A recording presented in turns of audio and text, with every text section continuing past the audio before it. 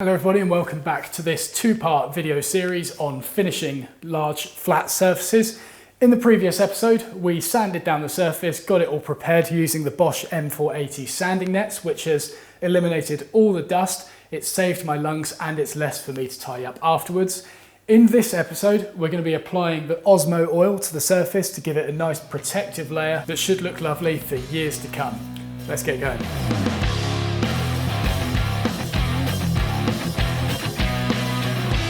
So if you've been watching my videos for a while or you're trawling through my backlog of them, you'll know that I absolutely love using Osmo for pretty much all of my finishes on all of my furniture. I used it for the Kranov cabinet, I even used it for my workbench because it gives such a great protective layer once it's dried. It's also incredibly easy to apply. It comes in gloss, satin and matte finishes, so it's versatile in a variety of applications, and it keeps the surface feeling nice and natural, and it does so using natural ingredients. There's no horrible solvents in this whatsoever.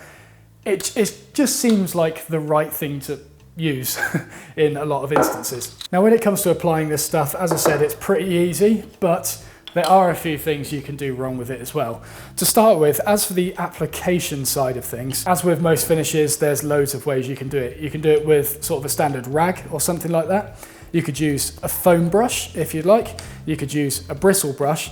And what we have here is a non-abrasive pad. So a lot of you will be familiar with like Scotch-Brite pads and things like that. This feels exactly the same, although there's no grit applied to this. It's just sort of like a coarse texture, but no actual cutting substance on there whatsoever. Now I'm not going to take the credit for this because Peter Parther has already done a comparison between using these different methods to apply Osmo.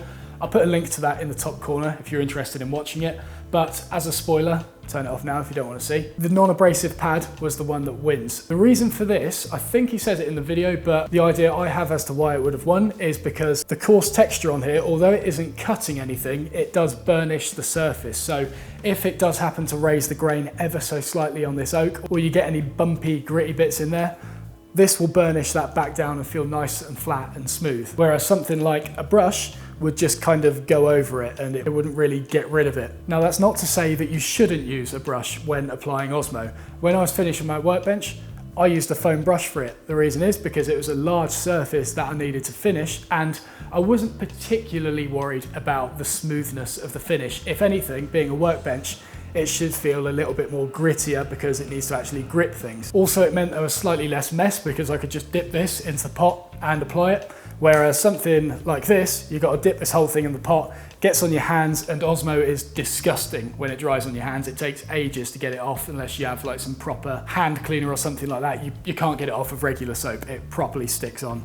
So these can get a little bit messy, which is why I tend to wear latex gloves, or nitrile gloves in this case.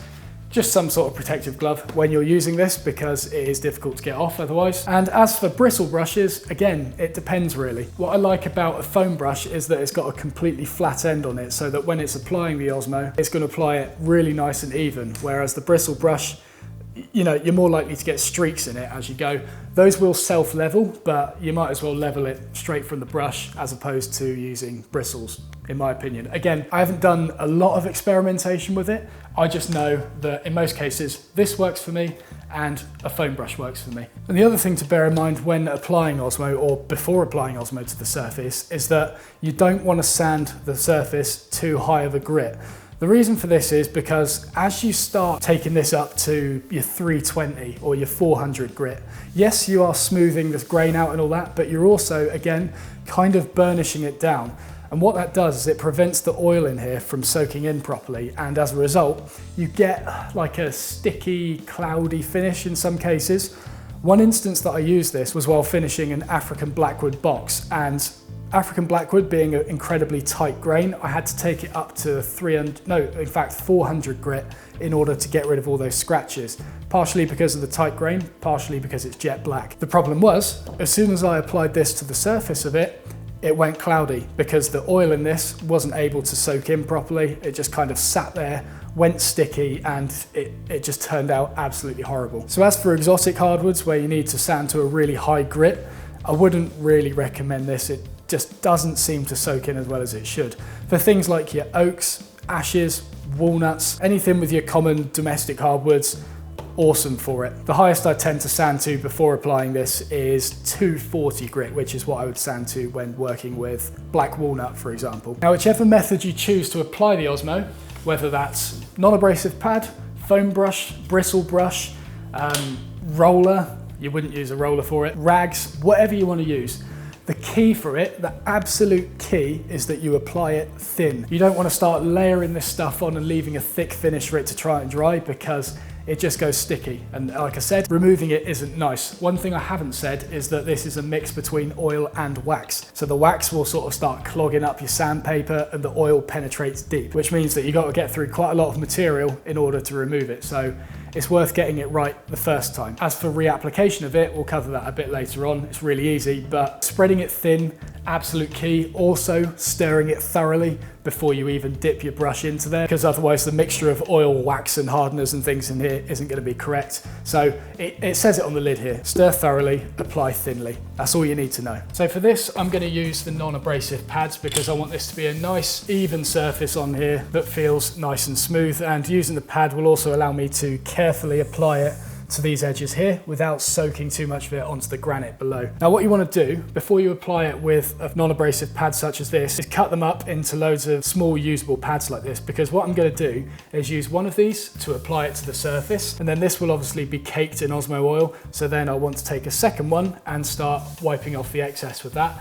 As I get to the end over there, this is going to start getting pretty drenched as well. So then I'll have a third one ready to go, where I'll start at that end and then come along to the middle. And that makes sure that the excess is evenly spread across the entire surface. I haven't got any pools of it, and I know that it's a nice thin coat on there. And obviously the more you go through this process, this one is eventually going to get too drenched and like dirty to even use. So you'll have to use your second buffing one to be your primary one that you're dipping into the oil, and then you apply it with that one. And then the one that previously you were using for the third round of buffing off, that will become your second one, and then you'll need to get a new clean one as you go.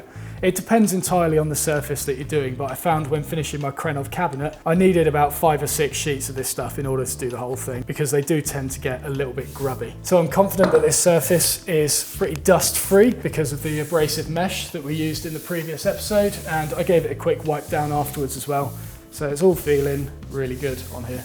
Okay, so as you open this, if you haven't used it in a while, it does tend to get a little bit of a skin on top of it. So you do sometimes get that. That is completely normal. It's just where you haven't used it in a while. You need to give it a quick stir. So let's just get my gloves on, and then we'll break through that, and then we'll give it a stir. To stir it, I've just got I was about to say a wooden tube then, a cardboard tube. That's all you need. It's going to get a little bit soggy obviously, but it doesn't matter too much, as long as it's able to stir it.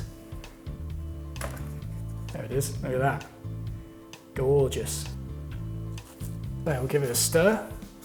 Make sure it's done really thoroughly, as the lid says, because we want to make sure all of the drying agents and wax and oil and things in here are all mixed nice and evenly. So make sure you get it all properly mixed. Now I'll leave that tube in there so I can mix it again a little bit later on. Then I'll just sort of fold these pads in half, and then I'll just dip that folded end into the Osmo oil, and then starting wherever really, just start applying it to the surface. Now, as I said, spread it thinly. It's easy for me to think at this point, oh look, it's stopped spreading, I can just dip this back in now. Nope, if you press harder, you're able to get more out of it. Make sure you do that until you have literally no Osmo coming out whatsoever. But it's still going up here. The key to this is 2 or 3 very thin coats. That's all you need. You don't need any thick layers or anything like that. You can work with the grain, you can work across the grain, doesn't matter, because this pad is non-abrasive. It's not going to leave any scratches whatsoever. There you go, so it's starting to dry out around here. Let's flip it over just to be sure. Yeah, that's gone. Got a big old patch there just from dipping in that first 5mm of this sponge. And this second one, I'll get even more than that.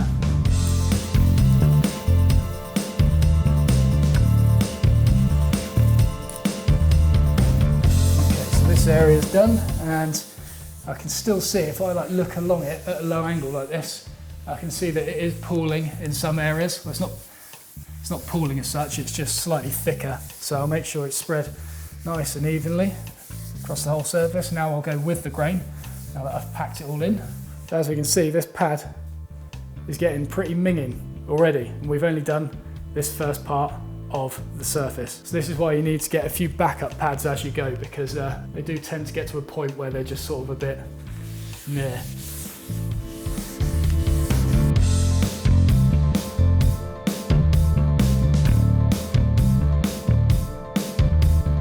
Okay, so I'll just sort of look along it now and see if I can spot any dry bits whatsoever.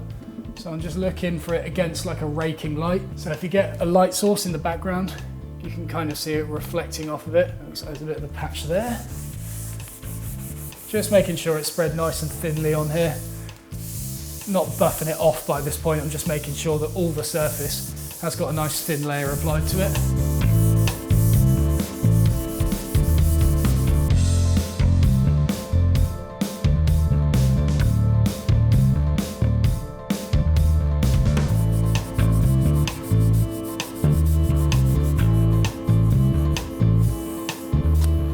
So yeah, that's worth noting. This first pad that I used, obviously I had to dip it a few times in order to cover this entire top surface, but then towards the end, you see it's just absolutely covered in Osmo right now. There was enough soaked in here that I just had to do one little dip in the pot and I was able to go around the entire edge of this worktop, not dipping it once more. And that's because there was so much stored in this rag already. If I started dipping it back into that Osmo, I would have just ended up pooling way too much of it on the edge of the countertop. So now we'll come back with a fresh one and just scrub it over the surface, going with the grain, making sure that that oil and all the excess is off.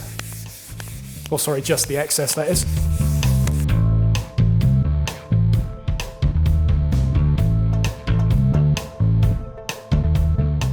Okay, it's all buffed off, so quick visual check. Make sure there's a nice even shine across the entire surface. There's no bits that are pooling anywhere. We look to be all good. So that is enough for the first coat. Let's get these sticky gloves off. So what you can do here is hold both the pads in your hand, and with it held like that, bring out the glove, wrap it around your sticky pad, and you never have to contact it again. And you can do the same with this other glove. Off, and you can dispose of it nice and cleanly, like that. So now that that first coat's on there, what we need to do is wait 8 to 10 hours in a room with good ventilation in order for this to dry, and then we can apply our second coat. Now, with the non-abrasive pads that I was using to apply this, you don't tend to get any sort of raised grain whatsoever because, like I say, that stuff burnishes it down. However, if you're using a bristle brush or any other brush in that case, you might get some little areas of raised grain where perhaps the oil was a little bit too thick or the wood below just like the grain raises. It happens sometimes.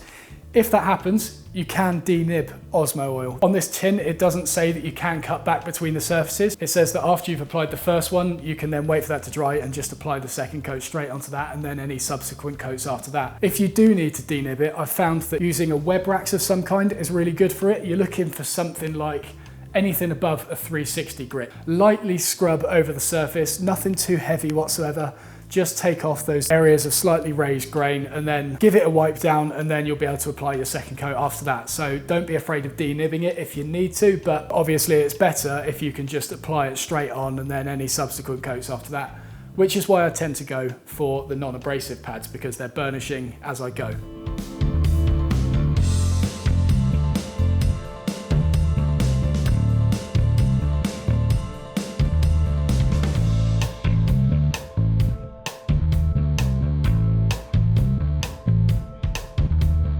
Right, and there we go. 3 coats later, and it is feeling lovely. Feels nice and smooth, and most of all, natural, which is what I love about Osmo as opposed to things like lacquers and thick polyurethanes and things like that. It just hides the grain under a layer of like plastic. This feels nice and natural and is still incredibly durable. What I haven't said about Osmo is that it's protective against cola, protective against wine, beer, a lot of things. In fact, it's even protective against black dye. Remember when I was building my bass guitar and I knocked over that bottle of black dye all over the top of the workbench? Because it was finished in Osmo, it was able to resist a lot of that staining. Obviously there was a few patches where the Osmo must have got a bit thin over the year's worth of use that workbench had had since I'd last finished it, but it resisted pretty much all of that black dye, which I was incredibly happy with to start with and impressed by. Now, if this worktop was to get scuffed again at some point, which obviously being a worktop it will do, the other great thing about Osmo is that it's incredibly easy to reapply. If you get a small scuff on here, you don't have to strip off the entire surface and re-sand it and refinish it and everything. You can just sand that particular spot, get it back up to 180 grit in this case, and reapply the Osmo to it, buff it off, do a few layers, and you're back to this layer. It's not like lacquer where you have to strip it all day. Yeah, you get the idea. Incredibly durable, incredibly easy to reapply, and incredibly easy to apply in the first place. So, I hope you have enjoyed this short series and found a lot of benefit from it. I'd thoroughly encourage you to give Osmo a go. You can get it in little sachets for a few samples. You can get little pots, medium pots, or you can get a big bucket of it, like I have, which will last you absolutely ages. It can be stored for up to 5 years, I believe. So obviously get as much as you think will last you over that time period. And yeah, see you in the next episode. Oh, and also if you have any questions, you don't feel afraid to drop them in the comments, and drop a little subscription while you're at it. It should be down here somewhere. Cheers.